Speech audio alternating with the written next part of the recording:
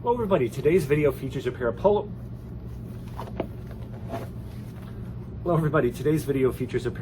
Ralph Lauren shoes made in England that I believe are made by Crockett Jones. I'm going to go through why I think they're Crockett Jones, how you can identify some of the other makers, and then we're going to go ahead and clean these up. And I think these might actually have had a marble patina put on them from the factory. Okay, so let's go. Hello everybody, it's Robert Powers. 4.5 out of 5. My shoe collection. These are made of shell cord. Here they are finished up. I'm not a professional. Look how tight this is though. Very clearly here, I just cut the thread in half. And here they are, all finished up. Okay everybody, so let me show you what I found here. I purchased these at a local thrift store for, says $15, but it was actually half off. So they were $7.50, I think $8 with tax. And these are Polo Ralph Lauren. I will link in the description below another video I have to Polo Ralph Lauren shoes. I've got another Polo pair that I still wear today. And who are the makers? This is not easy information to find, but let me show you what I got first. So first of all, obviously it says Polo Ralph Lauren. There's Polo on the sole there. These have been re-heeled with a fairly cheap heel job and not a great one at that. I mean, I'm not perfect, but I do a better job than that. The finishing on the heel breast kind of dug into the, sanded into the sole a little bit, and it's a little bit wonky. And then also you see the, it looks like hodgepodge of nails. I don't understand that. The other heel here is not that much better. Put them side by side. Okay. As far as the insole logo, this is part of the clue, which I'll get into a little bit later. It's hard to tell, but it says Polo Ralph Lauren. Then it says, I think, established EST 1967. And then here's another big clue. It's not just that font, but it also says bench made in England is what it says under there, bench made in England. Another clue here, this is really awesome, is I'll try to get it in the light. If you see there on the lining, I can't make it all out, but it is clearly handwritten. You see that? There is no patch, it's just, you know, the way it's written. In other words, some of these have like an oval patch in which that size info is written. The other shoe has the same lining, but then the text is just, the text is different. Same style handwriting, and I believe, I'll zoom in on a picture of it here. I'm 99% sure that actually says size 9.5D. There's some, so we're gonna get into that. The condition and the construction of the shoes. Let's look at construction. Look at that stitch density, right? That's pretty awesome. Look how high that stitch density is, how even that groove is from the edge of the sole, right? And I see and it does not look like that particle board. This looks like real stacked leather to me, versus like what Allen Edwards do, which is like a particle, you know, leather board heel. You see some of that finishing there, right? I forget what you call that. It's not pinking. Fudging. You see it right there? Okay. And these are, it looks like 270 degree. You see kind of the welt starts and stops right there. I mean, it's seamless. You know, there's a heel rand back here, so there's no welt stitching here. That welt stitching starts.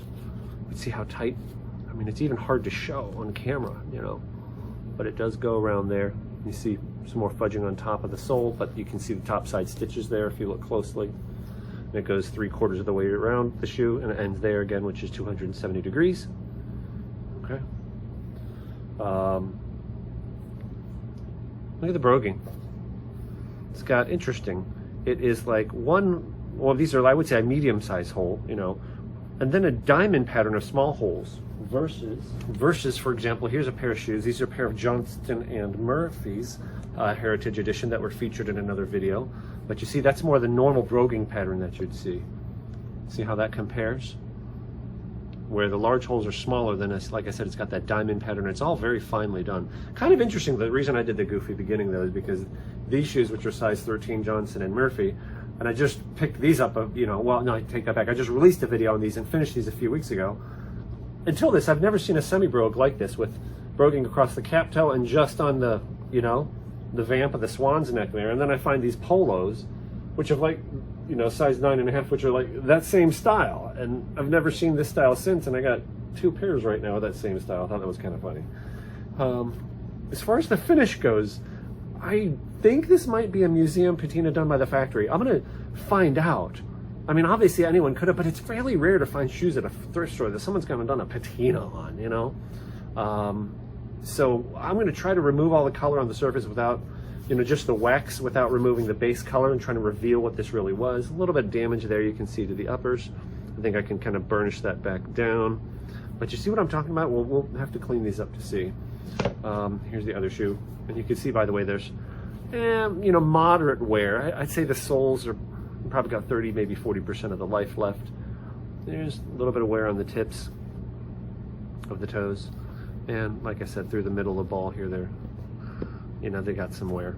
They still got some life left in them though. So what I plan to do to these is take some Saphir Reno matte and try and clean any and everything off of the surface without taking off the original finish. I'm going to then moisturize them, polish them, and here's the hard part. I've got, hold on, as far as redoing the heels, I can't send them back out looking like that, especially knowing what I'm going to cut in here. A picture of what these style of shoes, what kind of heels they would have come with. And I've got plenty of healing rubber to do the rubber portion, the leather rubber combo heel. And this is what I've got left of my bend for, you know, as far as healing leather. And I've got just enough to be able to cut out 2 leather portions. I think I am going to put the dovetail in them, which I've never done, which is going to be difficult and time consuming, but I think I'm going to do that too. I think these shoes deserve them. Okay, so let's get started here first on who is the maker of these shoes. Now, what I'm going to give you here is information that I do believe to be accurate, although I couldn't prove it in court. So the first piece of information I'm going off of is a distinguished member from Style Forum. I have, between the last Polo video I released a couple years ago and this one, I've literally spent hours, looking up this information. And like I said, I have vetted it. And I do believe this article to be true. You can see here the title of the post is Ralph Lauren Lines and Who Makes What, a Definitive Guide. This was in 2008 it was posted, and here you see. So Polo Ralph Lauren with Ralph Lauren in script, followed by Made in England is Edward Green. That's not these shoes. Ralph Lauren is not in script. Polo Ralph Lauren with Ralph Lauren in block letters, followed by Made in England, Crockett Jones. Well, that's not these either, because it's actually this third one, Polo Ralph Lauren with Ralph Lauren, followed by Bench Made in England. That's Crockett Jones or Alfred Sargent. Now, I can't look at the heels because the original heels are gone. So now look at a few of these other examples. Example number 1. This is clearly a pair of Crockett Jones because you see it says Crockett Jones. Now, if you look at the lining, do you see here how in one shoe it has the size and some model information, and then it's different on the other shoe, and it's handwritten without a circular patch. Now, it's quite common actually on eBay. If you look, see, here's a pair that are imprinted just like mine, and you see that same Bench Made in England with the block letters Ralph Lauren, and look at this. The text written in the shoes is A, almost identical style to mine, and B, the same where it has the size in one shoe and different information on the other ones. Now, my Ralph Lauren's, you see here, it's difficult to see, but it does say Bench Made in England.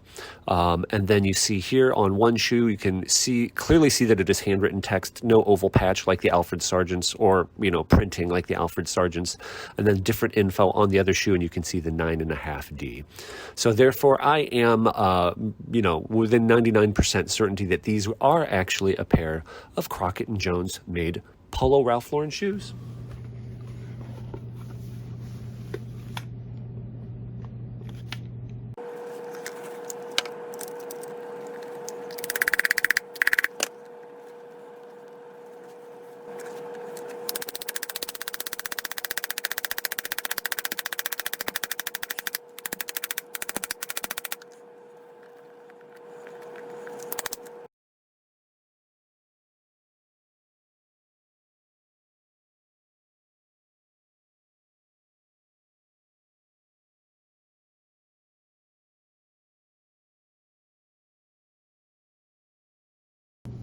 That was horrible. I've never had one in my life that difficult, and I screwed up the leather heel stack, so I have to fix that. This is why I say I'm not a professional. I know sometimes my work comes out really good, but sometimes I totally botch things up too and have learning lessons, so. Oh well, if you're gonna screw up a pair of Crockett Jones shoes, you might as well screw up a pair that are like 10, 12 bucks, whatever I paid for these, I don't remember. I'll redo that lining. Foam padding, I'll put another one in. You just cut some out of like Dr. Scholl's air pillow insoles or something like that. That was really difficult. I didn't like that. Okay, those are just pins. I can pull those through.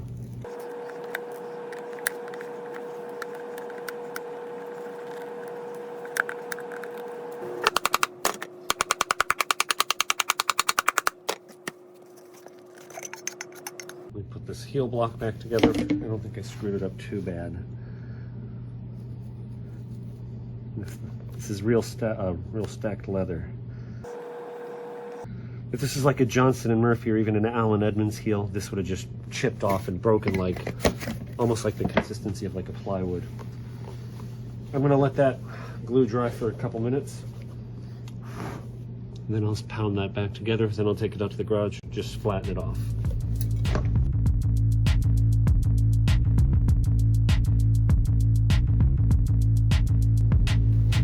That one came off better, but it still pulled up the leather there, so I'm gonna, same thing, glue that back down too.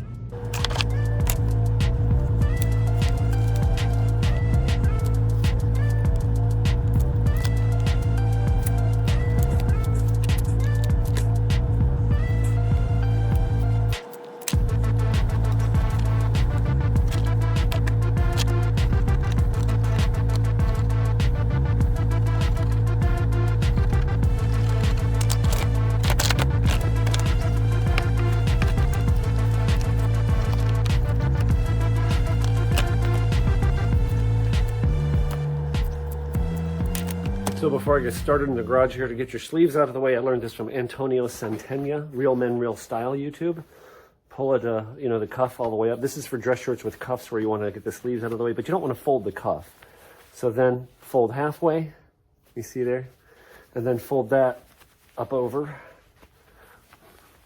And you never fold the cuff. So what you're doing is you're folding the shirt over the cuff. See, the cuff is still here. And then when you're done, you just pull it out.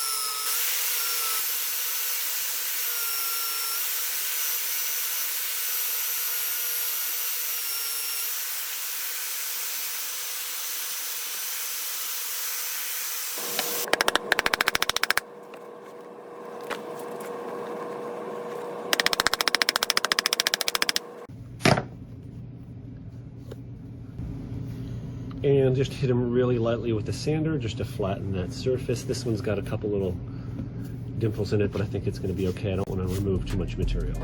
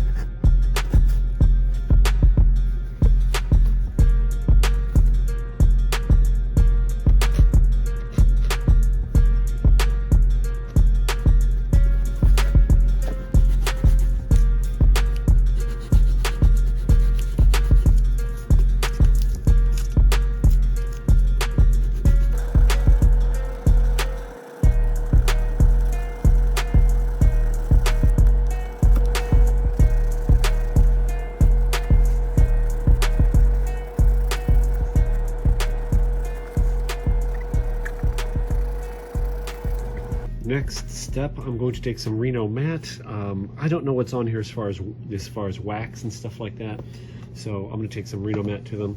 Reno matte it's fairly strong, but it should not take dye off. Sometimes it will, like on Allen Edmonds shoes, it'll take off the top dye, the burnishing, but in this case I don't think it will, so we're going to try. A clean, dirty rag, if that makes sense.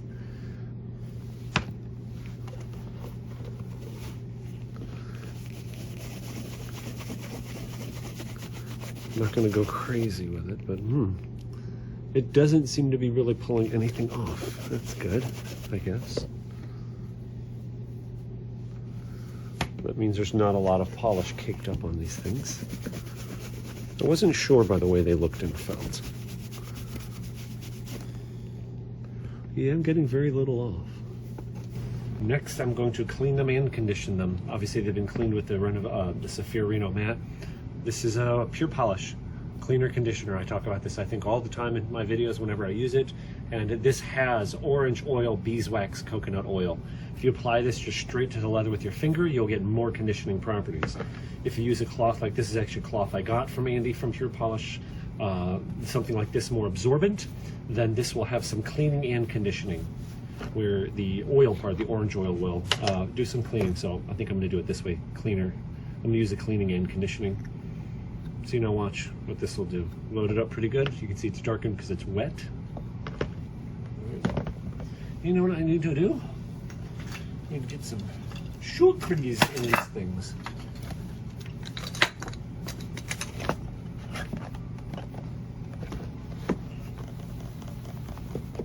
Try and get down in the welt. Look at that. Isn't that crazy?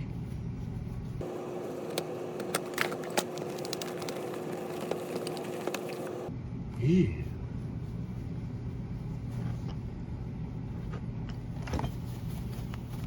I don't want to condition the toe cap too heavily.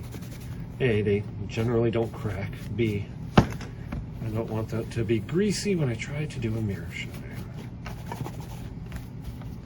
So I'm actually going to dry it off. Wipe it, and then wipe it back off. Not as much that time.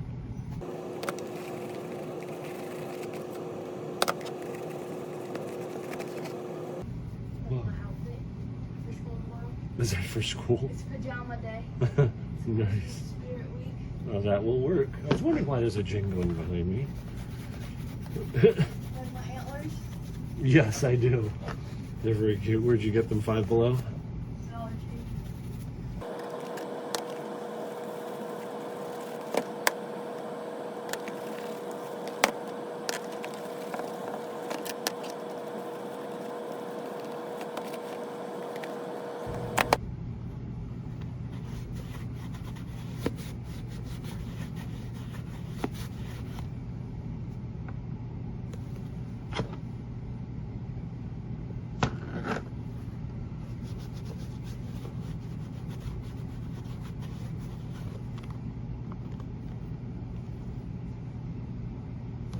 Okay, these shoes actually sat overnight. They didn't need to sit that long. Just, it's time to go to bed. So conditioned, and watch, let's just brush them off.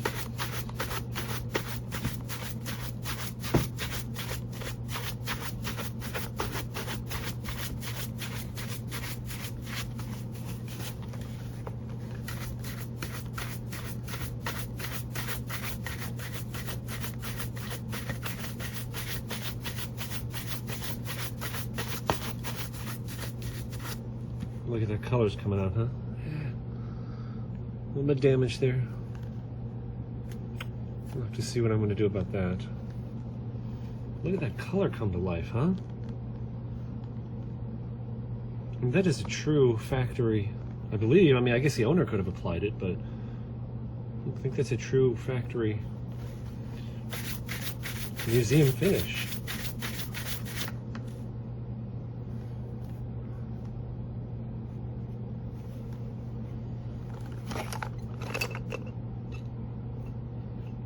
I'm not sure what I'm going to do with that. I'll think about it.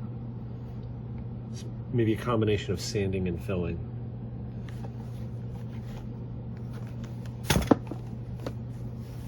And here's unbrushed, brushed.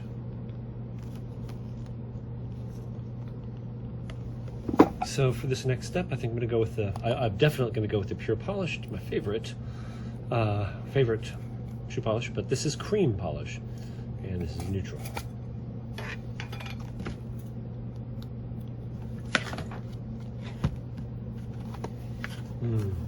Smells so good. It smells like orangey.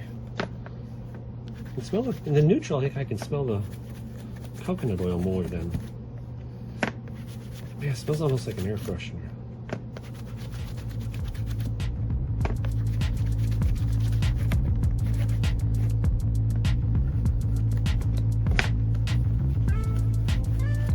I thought those were scuffs at first, but I think that's just the way they brushed the streaky. I think that's actually the way they brushed the conditioner. I'm sorry, the ink, you know, the dye, when they did the museum finish.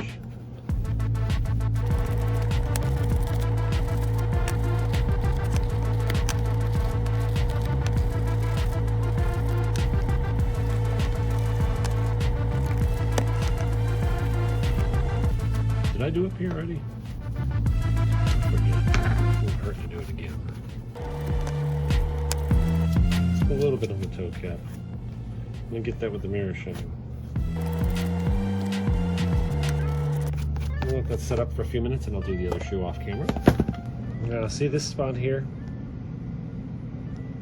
Looks to me like something drug against the shoe. It didn't really tear the leather. So this is a burnishing tool, it's just a blunt wooden object.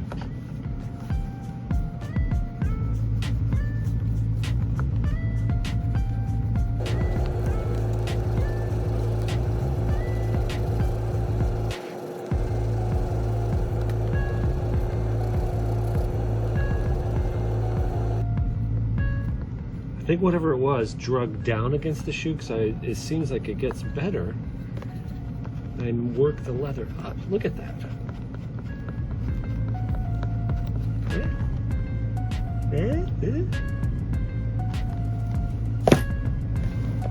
And the neutral cream has had a few minutes to set up.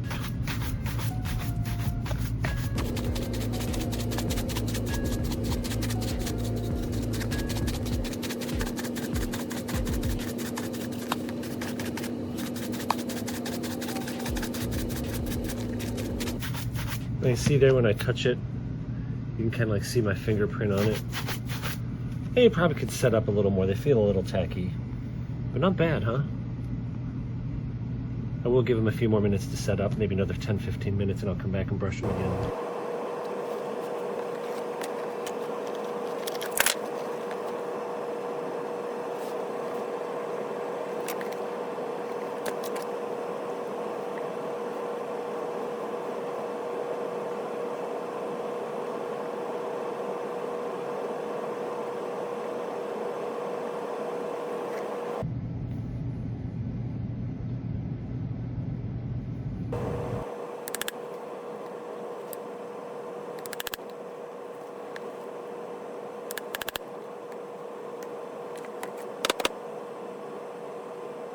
So some of you that are a little more astute may notice here, I did not do the dovetail. You know, I'm at least going to give you some good excuses why I didn't. The dovetail portion, you've got to match the angle with the angle of the leather with the angle on the rubber. And then in the corner of the rubber and the leather, you've got basically 4 corners on each. And there's a radius on that, and you have to match that. I know some of you are going to say, oh, you just buy them, already done that way. Well, they're fairly expensive. You know, you buy them in single quantities. You have to have them shipped through eBay. The cost dismounts. And when you're doing stuff like this, I mean, I'm not doing this to make a profit. You know, sometimes I don't care if I just break even on these shoes, you know, because I get a video out of it and I love doing it. But my point is then it just costs more and more money. So bottom line is, I think it just costs too much money to make it worth it for shoes I'm getting rid of, to buy a pair of leather rubber combo heel dovetails. And it's just too much work to justify doing it myself because of, like I said, the radii and the angles and, risk having it coming out bad. So I know this isn't quite as nice, but I think it's a good compromise. Okay, let me brush this off again. There we go.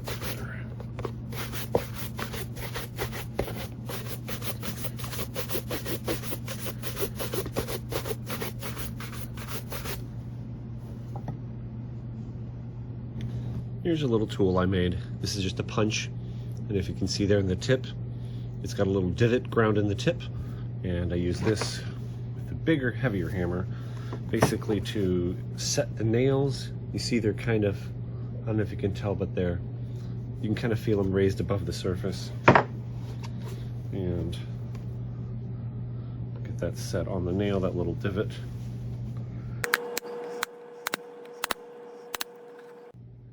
You can tell those first 3 nails, now they are flush or below the surface.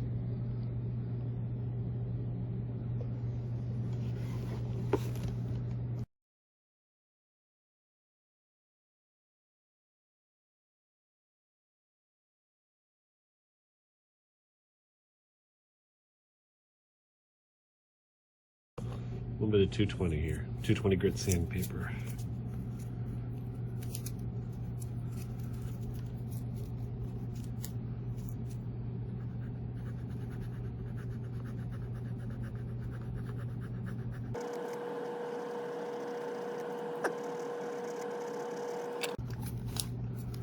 And here's 400.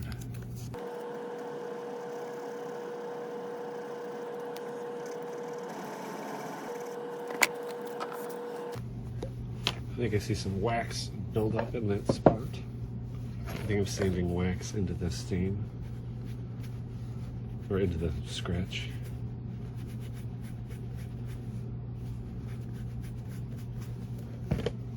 Let that evaporate. So I let the Reno mat evaporate off. I can put some dye on that, and then I'll burnish it. This cut is not totally gone. You can see if I flex it, but I don't want to go too deep into the leather. I think that's small enough now where I can cover it with wax. Like I said, I just don't want to keep going and risk, going too deep in the leather. So what I'll do first is I'll take this, the Saphir Bordeaux number 8.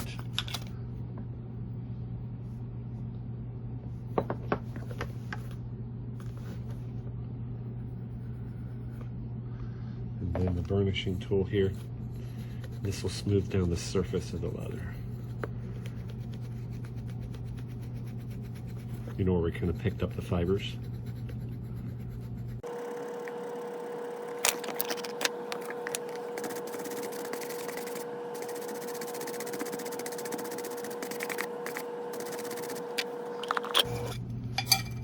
little burgundy pure polish.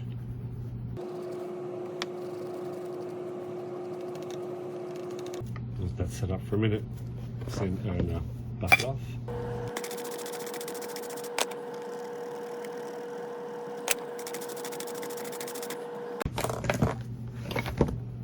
Try a little bit of the high shine. This is the mirror shining wax. Man, I sure hope Santa Claus brings me some more of this stuff.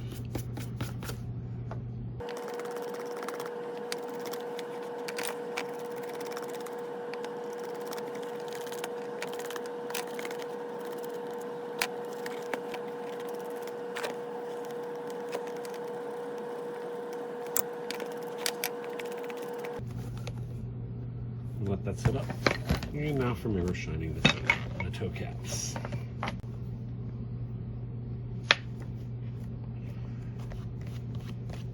And again, I'm using my favorite wax at Pure Polish Products. This is the High Shine Paste Wax.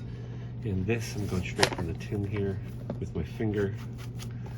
And I'll try to be a little more regimented. Like in this case, I'm going to go front to back. If you get too much on, just spread it around.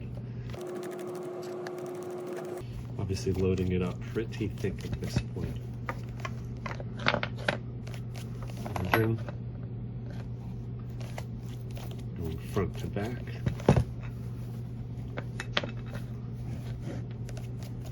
Or back to front, I should say. In other words, laterally down the length of the shoe. Or longitudinally down the length of the shoe. Now, I'm going to go laterally, now across. Learned this technique from Andy, the owner of Pure Polish. Oops. See, be careful there, like I got my finger in some of that leather dust or sawdust or whatever that is. Nah, now it's in the wax. You see that? That's not good. And I don't even remember which way I'm going anymore.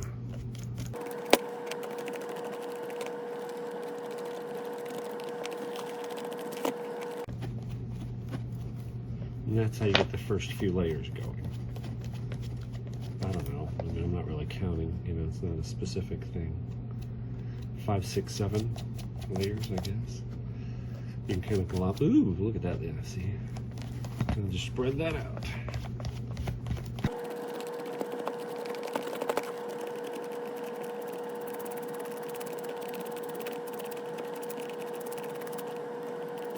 Okay, do the other shoe.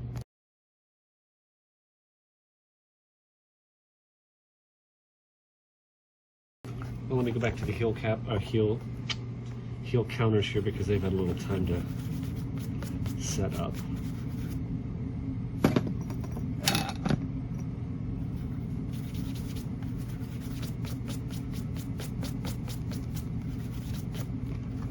Yeah, they might need a little more time here.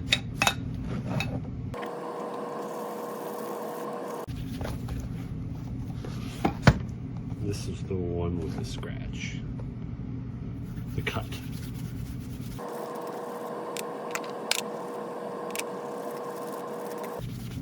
Look at that, huh?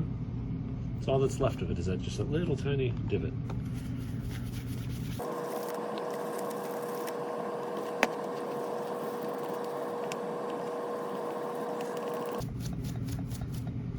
The heel counter here, mirror showing the heel is an easy place to ignore and or give up on.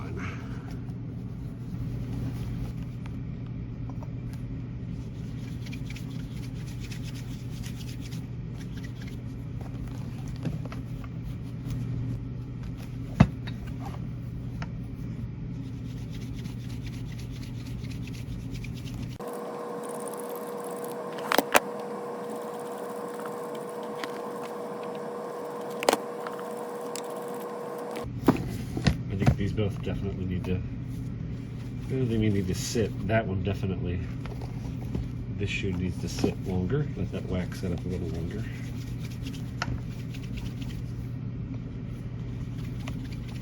Now I've let both of these set, I don't know, probably about 20 minutes. The texture is very different now. It's still a little, maybe a little longer. Do you see that? When you feel like you're pushing around Vaseline, it's just not dry enough. See, because you remember how much I put down in the beginning? And look at that, it's not done obviously, but now we're getting to the start of a good mirror shine.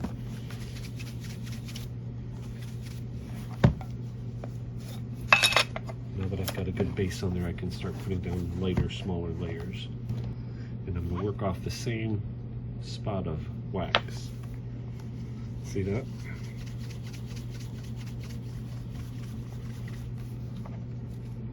Just grabbing a little bit. Grabbing just a little bit. It's dragging.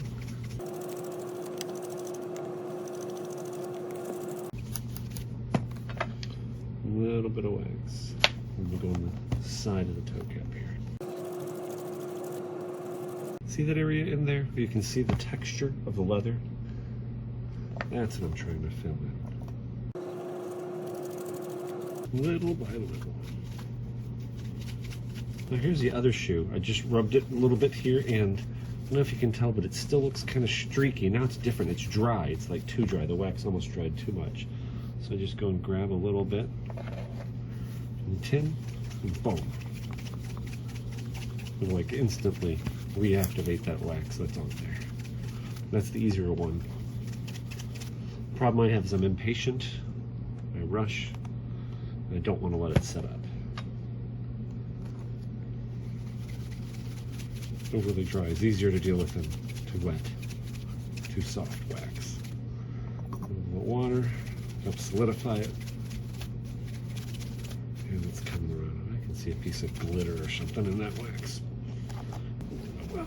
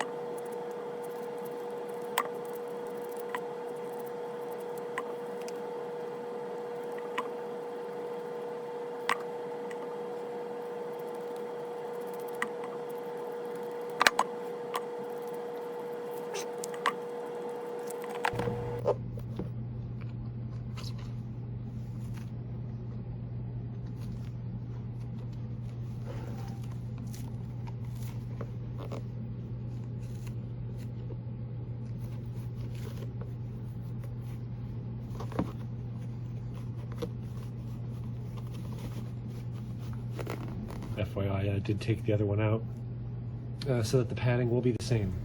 And here they are all finished up. What do you think?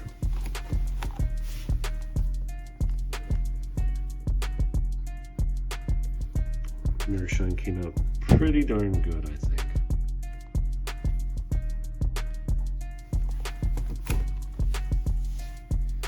They're definitely not perfect.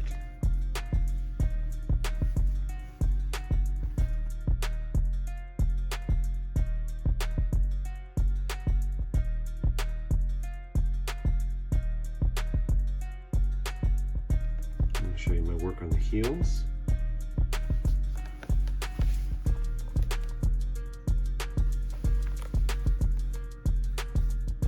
Between the two heels, the biggest thing that I didn't do a great job on, I might as well admit it and show you.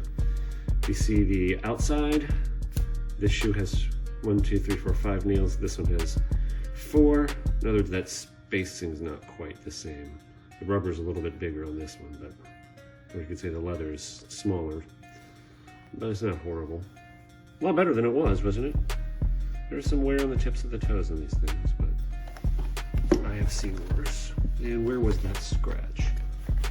I think that wasn't it this heel yet? No, where was that heel? It was like, I think it was this.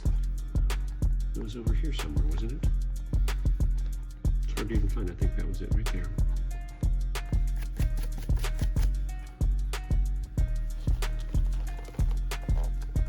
I'm trying to, off camera I did also clean off the tops of the welts a little bit.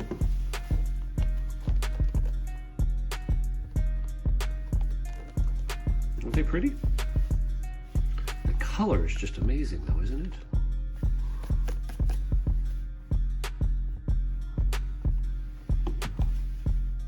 Let me get a lower angle shot here.